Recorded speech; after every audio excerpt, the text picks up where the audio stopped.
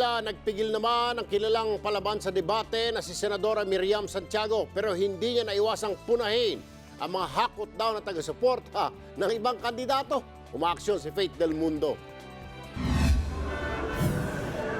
Mismong araw ng linggo, dumating si Senadora Miriam Defensor Santiago para sa presidential debate. Nainip pa raw siya dahil na-delay ang flight niya.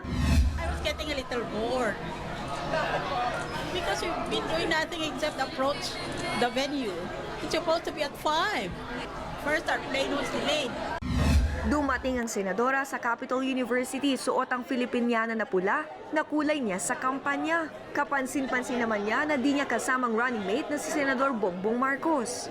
Sa pagsisimula ng debate, unang sinagot ni Santiago ang dahilan ng muli niyang pagtakbong Pangulo. My only purpose is to serve out the rest of my life. Hindi rin daw dapat maging hadlang ang pagkakaroon ng sakit para maging presidente. O karapatan ko yan sa ilalim ng under our Constitution. Wala namang constitutional provision that if you get sick of something, you are disqualified. Sumentro naman ang kanyang diskurso sa pagdagdag ng budget sa kalusugan, edukasyon, social welfare at infrastructure. Hindi naman niya maiwasang ikumpara ang huling presidential debate noong 1992 sa kasalukuyang debate. In the first place, is out of town.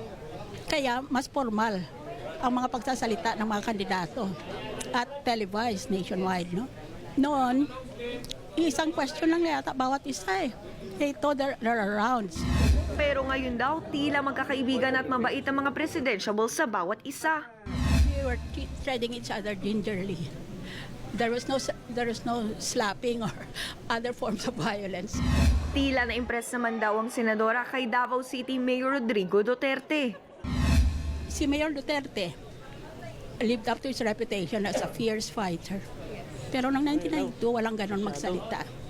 Kaya this is a dialogue with lots of fire in it. Ang madalas namang makairingan ni Duterte na si Rojas, nagpasalamat kay Santiago dahil siya raw ang pinili nito na pinakamagaling sa lahat. Nagpapasalamat ako sa kay Inday Miriam. Siya ay isang henyo, di ba? Genius siya, top-notcher. At kung yan ang kanyang pagpasya, edi maraming salamat. Nangako naman ng senadora na dadalo sa dalawa pang presidential debate. Will we see you at the next? Oh yes, of course.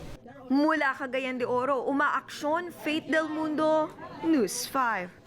Sure to come back. Use 5 everywhere. Copyright 2016.